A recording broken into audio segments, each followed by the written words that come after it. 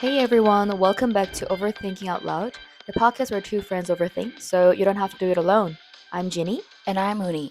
Okay, serious question. What do you usually order when you go to a cafe? Oh, that's easy. Ice Americano every single time. Same, it's like I don't even think about it anymore. My brain's just programmed to say, one ice Americano, please. Right? I could be freezing in February, my hands turning into icicles, and I'll still order it cold.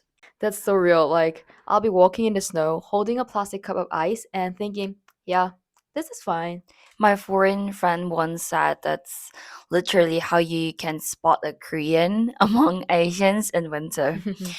Whoever's drinking iced coffee in minus 10 degrees, Korean, no question. And it's not even a stereotype anymore, it's just a fact. True, it's actually harder to find someone not drinking ice Americano in winter these days. Exactly. And it's not just individual obsession, it's nationwide. Mega Coffee, the Korean brand, said they sold 170 million cups of ice Americano in 2023.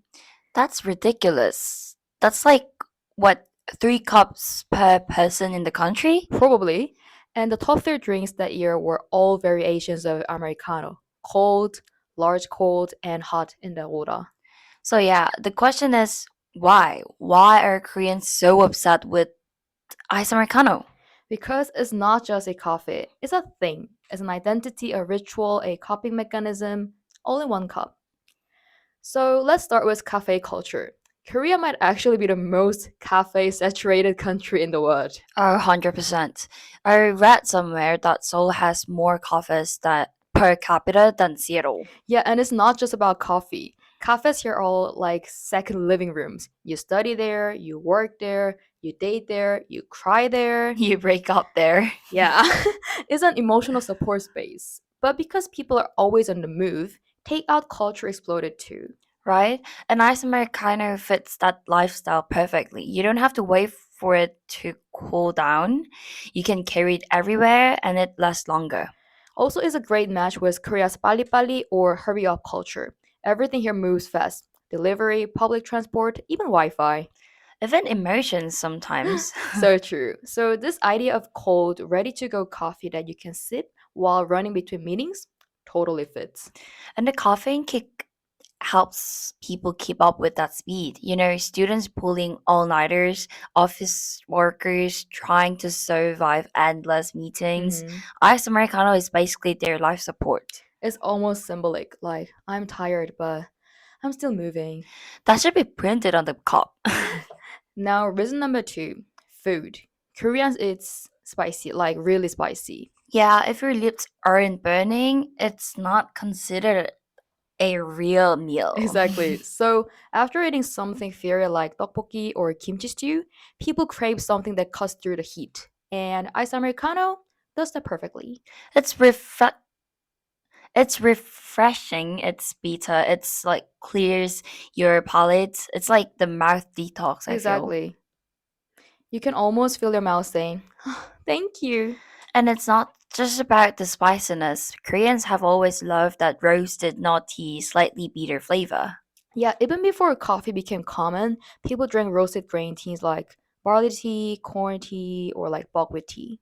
Those flavors share the same DNA as coffee, right? Roasted, toasty, earthy. Exactly. So when coffee entered Korea, people didn't find it strange. It already felt familiar, like a modern cousin of those traditional drinks. That's actually kind of poetic. From barley to ice Americano, the evolution of bitterness. I had to listen to the documentary. Alright, history nerd time. Let's zoom out a little. Ever wondered why Korea's coffee culture feels so different from, say, Japan or China? True, you know that most Asian countries are traditionally tea drinking cultures. But in Korea, tea wasn't as deeply rooted, at least not among ordinary people. Right, tea used to be more like a luxury for nobles or monks. The average person couldn't really afford to drink it daily. Exactly, and Korea doesn't have the best climate for large scale tea cultivation either, not like Japan or China. So instead, every day people drank teas made from grains or flowers. Things like roasted barley, roasted corn, or buckwheat tea. And when you think about it, coffee beans are just another roasted seed. So, flavor wise, It didn't feel foreign.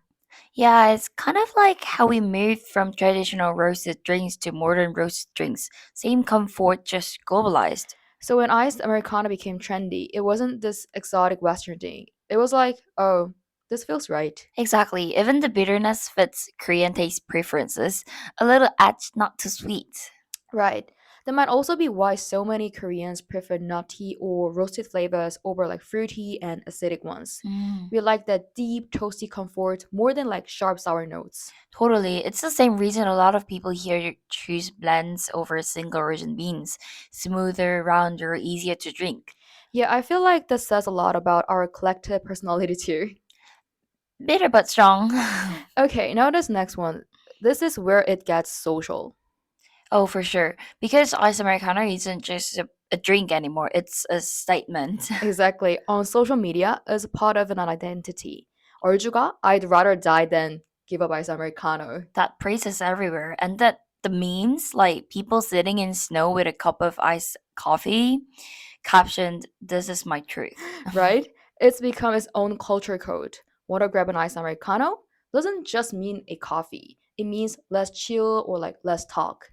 It's basically a shorthand for human connection. That's true. And because everyone drinks it, it also creates this unconscious group rhythm. Like you see 10 people at the office holding ice cups and suddenly you want one too.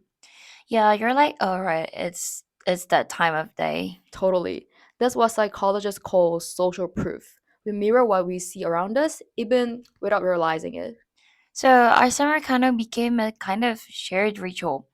You're not just ordering coffee, you're participating in a daily collective habit. Exactly. It's like the default setting of Korean adulthood, Though honestly, these days people start drinking coffee way before adulthood. right? High schoolers already have their favorite cafes. So by the time you hit 20, it's not your first iced Americano. It's just when your caffeine addiction officially begins. Yeah, like welcome to adulthood and to a lifetime of caffeine dependency. Pretty much. And the cup never leaves your hand again.